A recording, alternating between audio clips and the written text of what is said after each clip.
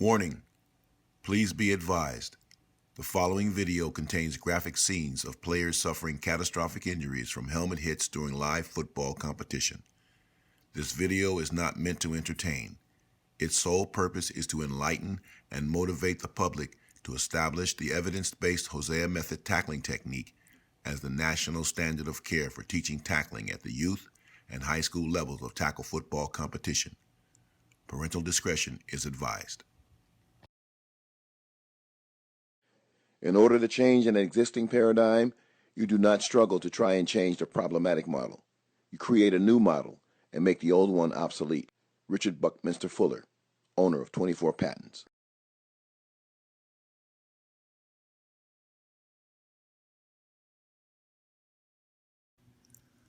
Wide-eyed blind.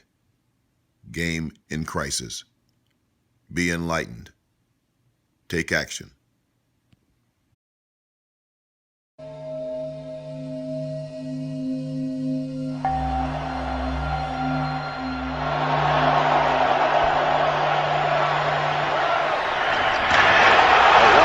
Ball's out.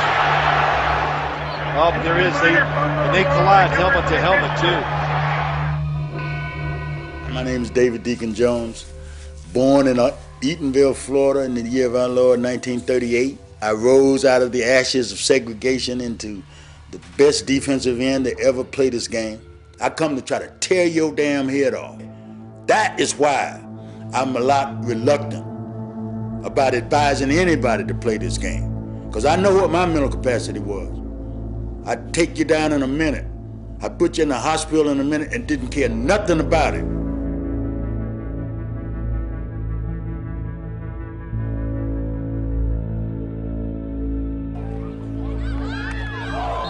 One of our coaches, Wilson Matthews, was asked to give the prayer. He said, protect these boys. Have them play as good as they can, and have them represent their state well. Amen.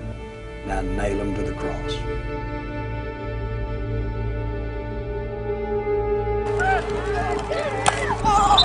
Good hit! The worst of all possible things is to spear somebody, because what happens is if you take the force on the top of your head, there's no place for your bones to go. As far as the forces go, if you hit someone with your head, you are more likely to make your head stop quickly. You are also very likely to make the other guy's head go whoosh, and it's going to create large accelerations and decelerations of your head, but your brain ain't going to know it, and it's going to go whoosh. It's like watching two donkeys fight over an apple, you know. We get serious about that football, you know. We're going to go there to put some hurt on somebody.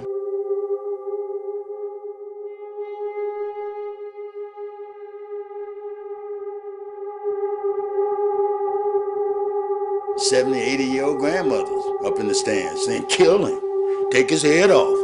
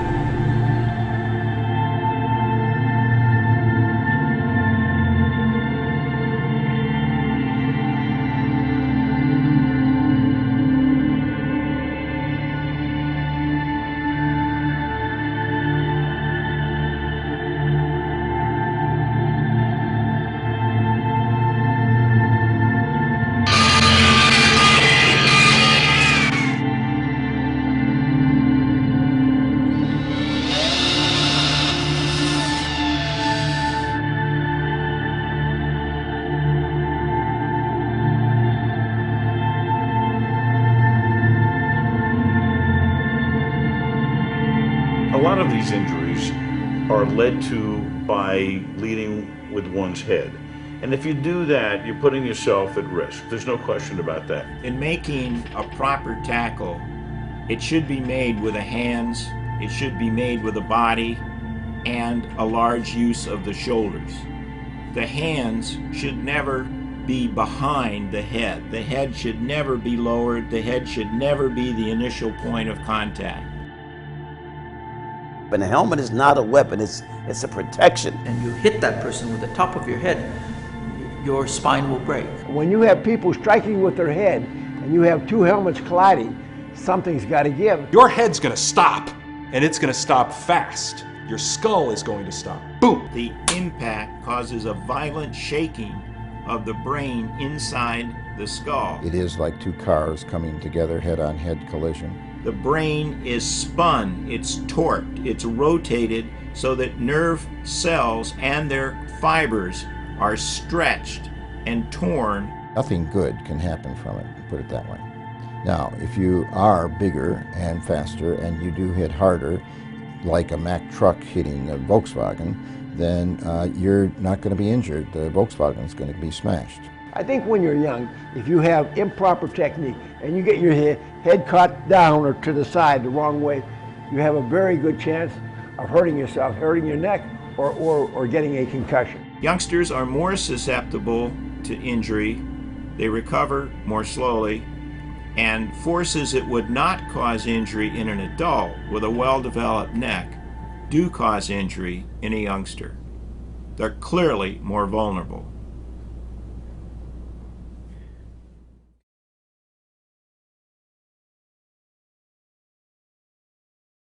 I could barely breathe. All I could do was blink. That's the only movement I had. I was always the first one at the game, one of the first people at the game, because I wanted to get the best seat to see him come out. I just saw black and then I just fell and couldn't feel anything. You want to hug him and make everything better, and I couldn't touch him. Because I was crying on the field because I just didn't know what was going on. But then it was kind of hard to breathe and stuff, so it was kind of hard to cry. So I just stopped crying. But they were you have a really serious break in your neck and everything. And I was just I was in shock. I never thought that would happen, but.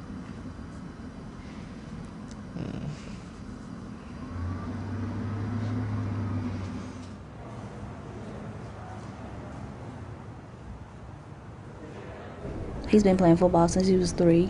It was the first football game that I actually missed.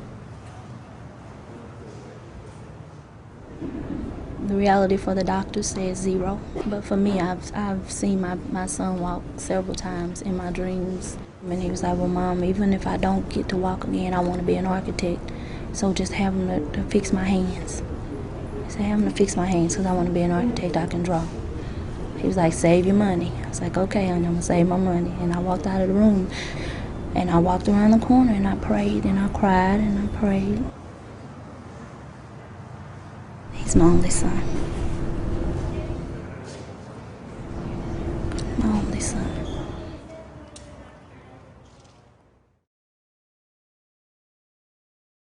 I'd vomit sometimes. I would kind of hide it from coaches. If coaches saw me vomiting, they'd say, no, Court, you can't go back in. So I'd hide it from them because I wanted to play that bad. Second impact syndrome is where a youngster's concussion has not healed, and then another hit, even a relatively minor one, causes a cascade of just terrible, terrible events inside the brain that can quite literally cause all but instant death.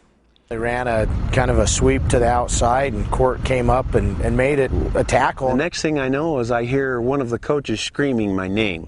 He was on the sideline, and then next thing you know, he lost consciousness. And we pulled his helmet off of him, and there's just nobody home. He won't respond to pain. He won't respond to my voice. And I figured he was going to die right there. They removed the entire right hemisphere of his skull.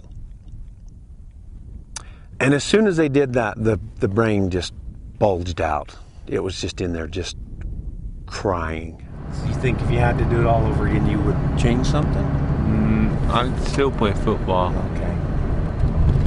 I figured you would. I'd just play it more safely.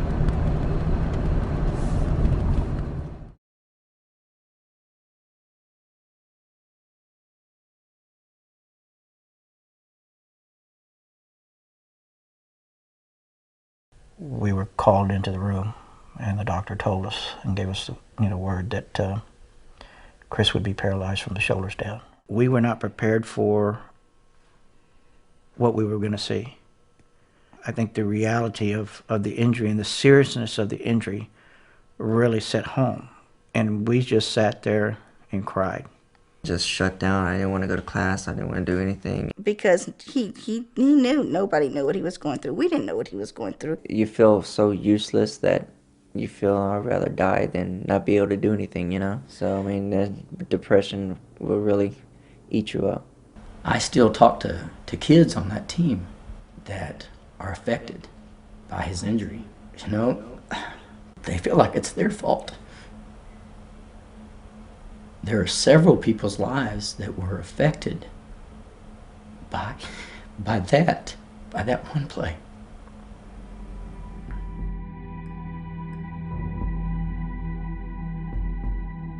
Paul Williams, play wide receiver for the Tennessee Titans. My brother Curtis, kind of get it choked up talking about it. He played at the University of Washington and ended up with his spinal cord injury, and I was actually at the game at Stanford. He went with his head down and kind of got rocked back a little bit. At first, I kind of laughed a little bit. I'm like, oh, Kurt's gonna be mad when he gets up from that because, you know, he's known as the big hitter. And he didn't get up.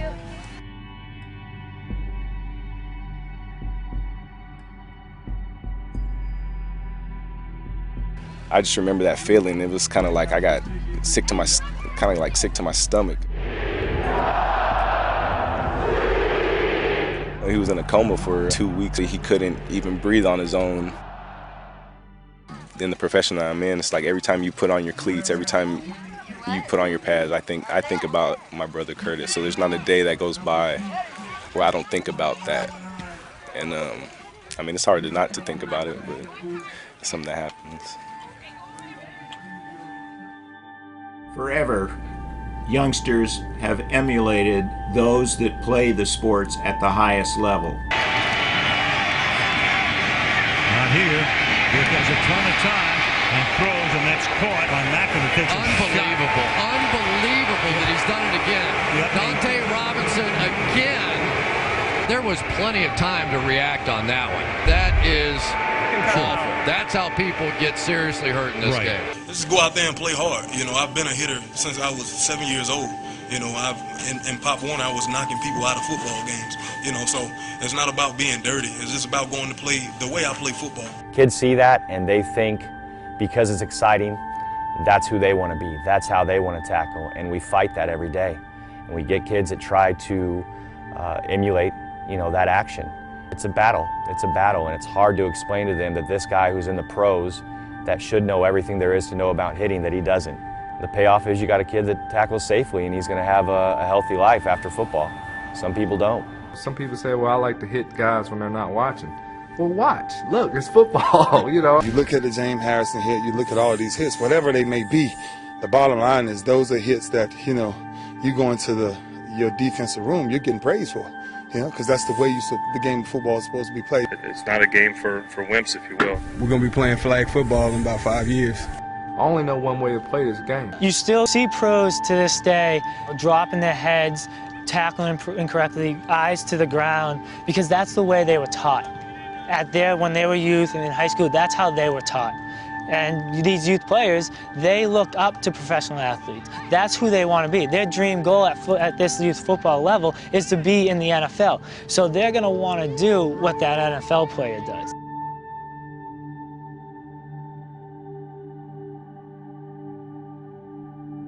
If I had a 10-year-old boy, I don't know that I'd be real inclined to encourage him to go play football in light of what we are learning from head injury. I'd hit people a lot with my head. That's sort of my main thing. My helmet kind of shows all the marks and how much I've hit people. Fortunately now, with the technology and helmets and the amount of padding that they have, it's basically like your head sitting in a basket, even to the point where if I hit someone really hard, it doesn't really hurt. Using the helmet as the initial point of contact in blocking and tackling works in the shorthand for that particular play, effectively achieving what you want, but it is putting your head and your neck at greater risk of long-term injury. R.J. Reynolds High School sophomore linebacker Matt Goodfeller was seriously injured during Friday night's game. Reynolds' team doctor told WXII 12 News that Goodfeller was taken to the hospital where he was undergoing emergency brain surgery.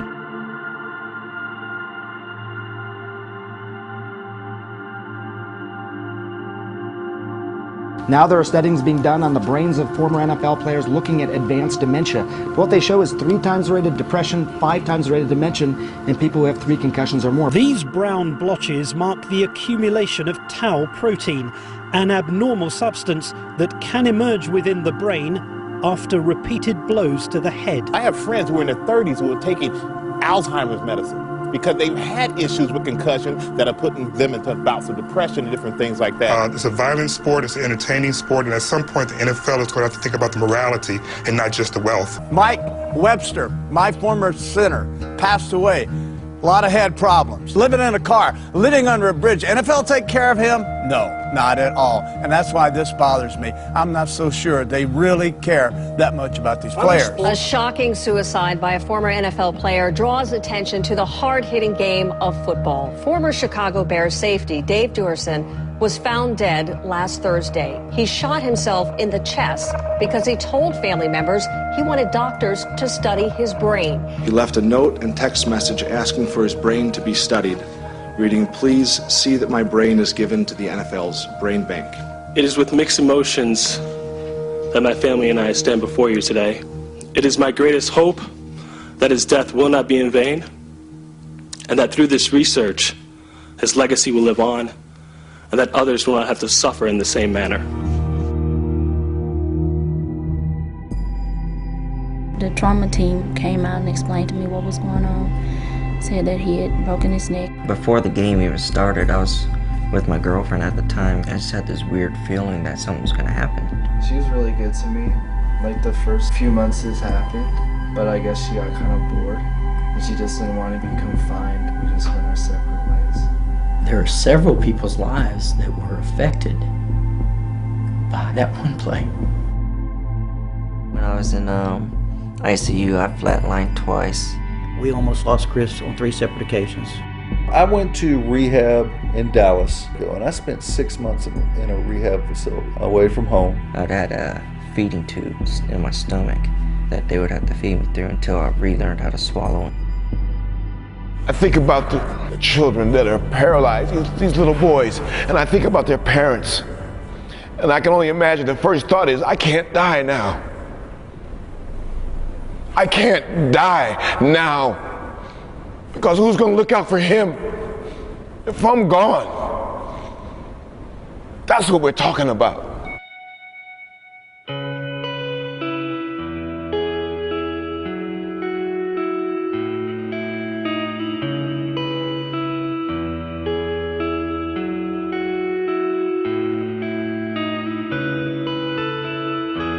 Think about it, kids are putting on pads and tackling as young as 7 years old. Those are babies. What's at stake here is my son's life and the life of his family. Horrible stuff happens when safety goes out the window when it comes to tackling. Having organized groups that can teach the proper way to tackle to minimize the use of the head, that's a key thing. Most spinal cord injuries in football occur in the act of tackling and tackling improperly. Right now, we need to make effective steps that make the game as safe as possible so that we can enjoy it, because it is America's game. You know, unless you learn this at an early age, whether it be in a grade school program or a high school program, chances are you're not going to be able to do it. I think it would be a great thing to have these clinics put on by college, pro, high school coaches where they teach kids to tackle.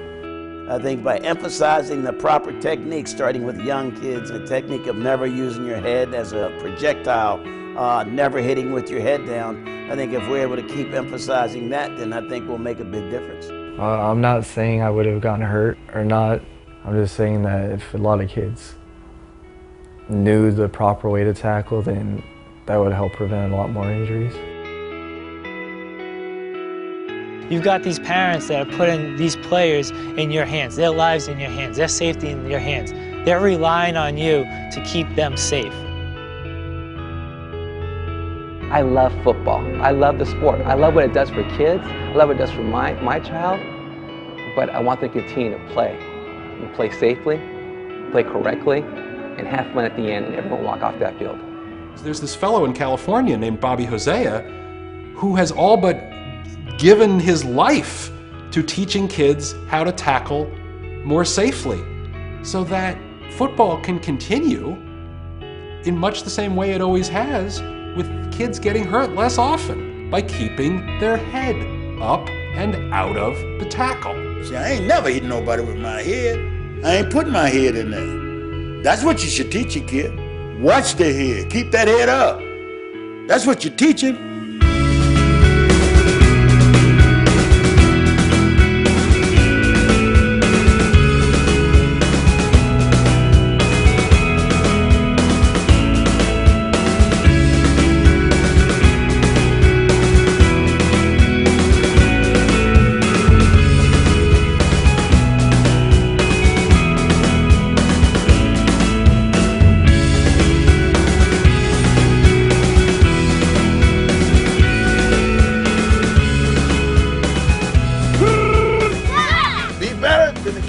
Behind you, beside you, in front of you, be better than them. Make them work. Full speed, set, hit. The game is a great game, but we got to fix it. It's so important at this level to teach how to properly tackle because they're just starting out. So if you teach them from the get-go, from the start, how to properly tackle, they don't know the wrong way to tackle. They just know the right way to tackle, the correct way to tackle, the safe way to tackle. So don't be ginger, run full speed, don't slow down. Coming under control and slowing down are not the same thing. Football, it builds character, it challenges you. You get knocked on your back, you got to get back up. Isn't that what life does to us? Whether it's Bobby Hosea's high-intensity tackle training system or anybody else doing that same thing with the same goal in mind to keep kids safe, it has to be mandatory. If it's not going to be mandatory, then at some point injuries are going to get worse, kids are going to die. So every time you go into a pile with your head down, you're really playing Russian roulette with your life, with your health, with your well-being. Every time. I learned to keep my head up and to rip and not wrap. Not to use my head in the tackle. He teaches how to tackle and dip and rip. Other kids should come to this camp because you can tackle correctly so you won't get a brain injury in football. Keep your head up so you don't break your neck. I work at a high school, so I watch the high school kids, and I kind of ask them, like, how do you tackle? And they still think, you know, it's like head first. Where'd the head go? Did it go to the side? No. Did it go down? No. Where do we want the head to go every single time? Up. I think that's essential that they teach it that way. And if they can teach keeping the head out of it or keeping the head up, like we say, keep the head up, I think you're going to have a heck of a lot less concussions and neck injuries. Wrap up, wrap up, wrap up, wrap up. This game is not about destruction. This game is about building character, physical fitness, toughness, intestinal fortitude, all those things. Take it for a ride now. Go for a ride. Get the hair. The football players are made. They're not born. This is an acquired skill. This is an acquired knowledge. The hips control the head, but the arms accelerate the hips. And so when the hips accelerate, the head will accelerate. It'll come up and away from the ball carrier. And once they learn that, now there's no longer any fear. But nobody needs a bulging disc in the back of the neck. Nobody needs slurred speech because they've been hit in the head so many times. Nobody needs to be in wheelchairs because they played football incorrectly. Now they're paralyzed for the rest of their life. Hip rip. Oh, good. Good. In the last 20 plus years, good coaches, well-intentioned coaches have been just saying, keep your head up. Just saying, keep your head up isn't enough. There's a distinct difference between telling a player, keep your head up, versus going through a comprehensive tackle program that will instill muscle memory. They need to go to mandatory tackle camps. So when it comes game time, when it comes crunch time, they don't need to think about, oh, I need to keep my head up. They just do it.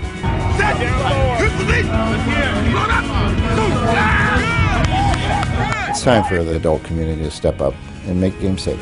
The NFL and the NCAAs need to work with the youth level organizations to teach their future, the future of the NFL, the future of the NCAA, to tackle properly and to be safe. It's not about anything but keeping these kids safe and making sure that when they're older, that they look back on this and this was a positive experience and that they're healthy and they feel good and they love football.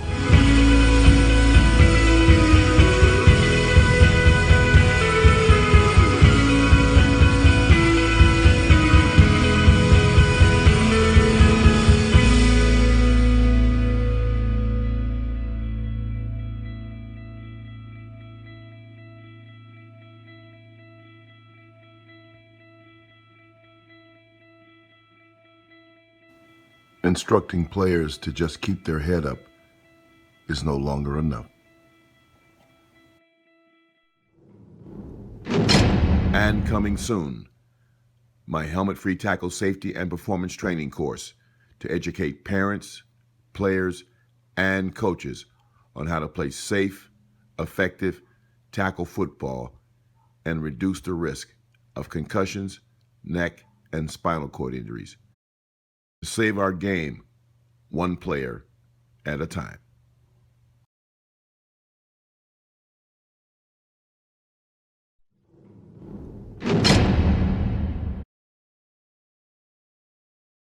Please visit www.gridironheroes.org and make a donation of any size to assist the over 50 players and their families that have suffered a catastrophic spinal cord injury with costs of their special medical needs these injuries present. Any and all donations you make will go directly towards the support of these wonderful athletes and their families. I thank you on behalf of the Gridiron Heroes Spinal Cord Injury Foundation.